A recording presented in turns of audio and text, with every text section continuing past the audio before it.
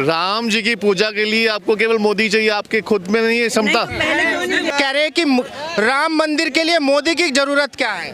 नरेंद्र मोदी ने सीधा सीधा जब राम की संस्कृति की बात की तो हिंदू उनके समर्थन में खड़े हुए। अब इनका सवाल ही गलत है कि अरे तुम्हें जरूरत क्या है कि अगर राम का नाम लेना तो मोदी की जरूरत। हमने कब बोला कि राम का नाम लेने के लिए मोदी की जरूरत है? तुम बोल रहे हो कि अगर राम को मिटाना है तो सोनिया गांधी की जरूरत। तो तुम्हें हमने नहीं बोला। हम तो राम का नाम कई वर्षों से ले रहे हैं, हजारों साल से ले रहे हैं, और तुम मिटाने के चक्कर में खुद मिट गए।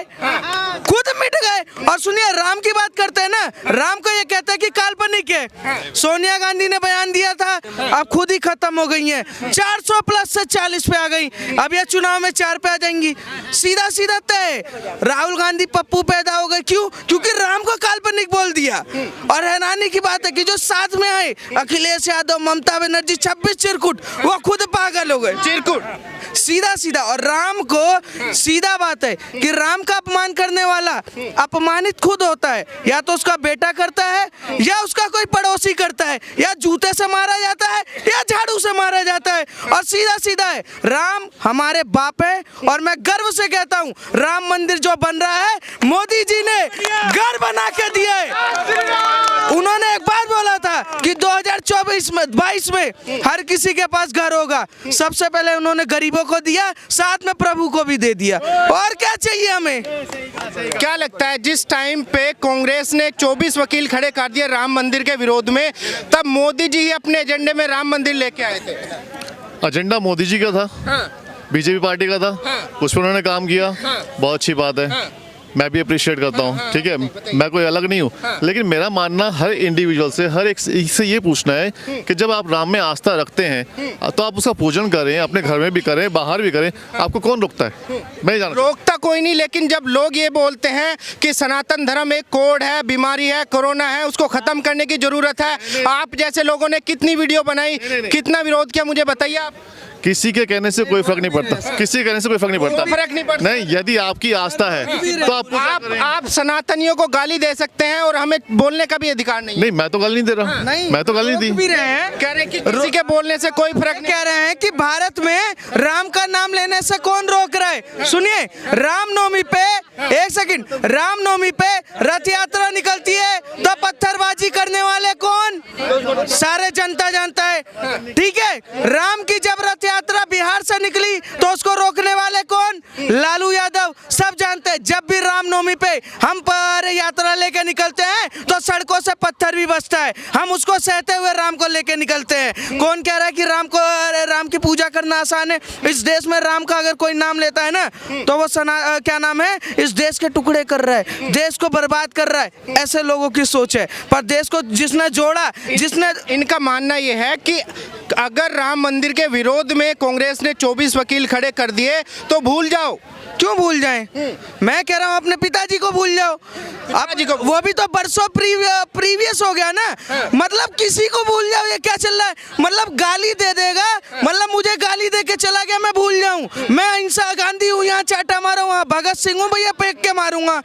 हाँ, सीधी बात है। हरामी प्रसाद मौर्य हो चाहे कोई हो, क्लियर सीधी सी बात है। अगर देश में कोई भी सनातन को टारगेट करेगा, भारत को टारगेट करेगा, भारत माता को टारगेट करेगा, 140 करोड़ जनता को टारगेट करेगा, या चीन से फंडिंग लेकर देश में विद्रोही काम करेगा, तो हम खुल के उसको मारेंगे। भाई साहब का मानना यह है, अगर कोई सनातन धर्म को, एक सेकंड, भाई साहब का मानना है अगर कोई सनातन धर्म को गाली दे रहा है तो कोई जरूरत नहीं है, भूल जाइए। तो ये सुनिए, ये गजनी के आमिर खान है, ये गजनी के आमिर खान है, पर हम सनी देओल हैं, गदर 2 से अभी तक दिखा रहे। तो सीधी सी बात है भाई, सुनिए, अभी आपने एक सेकंड, मेरा सवाल यह है, अभी आपने बोला कि अगर किसी ने सनातन को कोड बोला, मलेरिया बोला, डेंगू बोला तो उसको भूल जाओ। अरे मैं कोड, सनातन को कोड और मलेरिया बोल रहे हैं, वो आप बोल रहे हैं कि उसको भूल जाए लोग। मैंने कब बोला? मैंने कब बोला? आपने नहीं बोला, आपने बोला था। नहीं बोला। नहीं। रुक, तेरे को बताते तेरी माँ की। लेकिन जब लोग ये बोलते हैं कि सनातन धर्म एक कोड है, बीमारी है, कोरोना है, उसको खत्म करने की जरूरत है, आप जैसे लोगों ने कितनी वीडियो बनाई, कितना विरोध किया, मुझे बताइए आप। किसी के कहने से कोई फर्क नहीं पड़ता, किसी के कहने से कोई फर्क नहीं पड़ता। फर्क नहीं पड़ता। नहीं, यदि आपकी आस्था है तो आप सनातनियों को गाली दे सकते हैं और हमें बोलने का भी अधिकार नहीं है। नहीं, मैं तो गाली नहीं दे रहा, नहीं। मैं तो गाली नहीं भी रहे। दी। मैंने सुप्रिया सिंह ने क्या हुआ गज, ये तो गजनी हो गए। आदत रही है कि कांग्रेस पार्टी हमेशा या उनके समर्थक रहे, वो उनका एक ही राय बोलकर उनको निकलना अच्छे से आता है, पर जनता वो बता रही है कि कैसे उनको फंसाना है। राजस्थान में फंसाया, छत्तीसगढ़ में फंसाया, मध्य प्रदेश में फंसाया, सेमीफाइनल खत्म, फाइनल में गायब, फाइनल में 400 प्लस के साथ। मोदी जी को कह रहे हैं कि भाई तानाशाह को हटा के जो है देश की सरकार लानी है, इंडी गठबंधन को लाना है। नहीं, ये मोदी जी नहीं कह रहे हैं, ये वो 26 चिरकुट कह रहे हैं कि लोकतंत्र की हत्या हो रही है।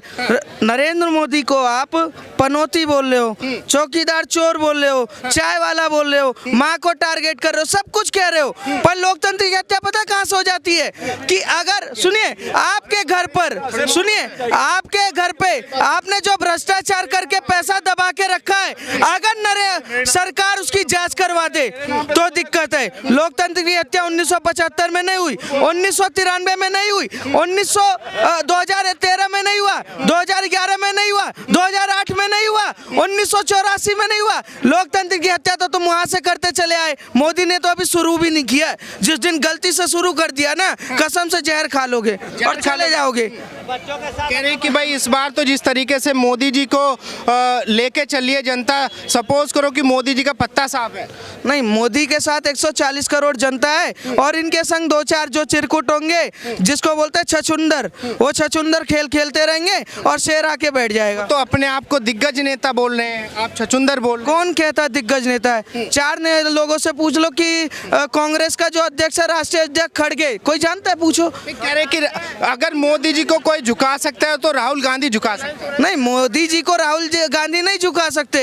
राहुल गांधी को कोई झुका सकता है तो जमानत पे झुका सकता है। राहुल गांधी जमानत पे, सोनिया गांधी जमानत पे। राहुल गांधी एक बार खुले मंच से ये बोल दें कि भारत माता की जय और मैं अयोध्या जा रहा हूं दर्शन करने के लिए, कम से कम कुछ वोट तो मिल ही जाएंगे। राम विरोधी जो भी रहा है सर, मैं एक क्लियर बात बोलूंगा, वो देश में जस्टिस नहीं करता। 2024 के बाद ये लोग श्रीलंका, पाकिस्तान, सऊदी अरब कहीं ना कहीं शरण ले लेंगे। भारत एकदम साफ सुथरा देश होगा, दूसरे विपक्ष पैदा होंगे जो अच्छा काम करेंगे, पर ये तो सऊदी अरब की टिकट कटा रहे और सारी जनता तैयारी कर रही है। बस मोदी जी सत्ता में, हाँ? पैसा नहीं है उसके पास, कांग्रेस की पार्टी नहीं, वो चंदा मांग रहे हैं आजकल कांग्रेस वाले, इसलिए आप उसकी तो बात मत करो, उसकी बात तो करो ही मत। पप्पू की तो वो तो पप्पू के पप्पू ही रहेगा, पप्पू के पप्पू रहेंगे। पप्पू के अगर एक बार बताओ ने, उसको ये भी पता नहीं है कि आँख कैसे मारी जाती है। अगर आँख मारना भी सीख लेता ने तो घर में बहू भी आ जाती, उसे आँख कहाँ मारी? क्या बात कर रहे हैं? अगर इसको आँख मारने का तरीका पता नहीं है, अरे वो तुम देश का प्रधानमंत्री बना देवे। उन्होंने तो भरी आँख मारनी होती ना तो कहीं और जगह मार लेता, कहीं ये आँख मारने जगह थी। अगर आँख मारने की जगह होती ना तो अब घर में बहू होती है, कुंवारा नहीं रहता वो आज। तो अकल कहाँ है उसमें? वो पप्पू है इसलिए तो। अरे कि वो देश के लिए बलिदान दे रहे हैं। हाँ, किसने बलिदान दिया? किसने दिया? अरे कि उनके पिताजी ने कोई भी नेता बलिदान नहीं देते, बलिदान देते हैं अपना ये जवान लोग, ये नेता हो ना अपने कुर्सी के लिए बलिदान देते हैं। कोई भी आज भी मेरे को महात्मा गांधी ने बलिदान नहीं दिया, ये गलत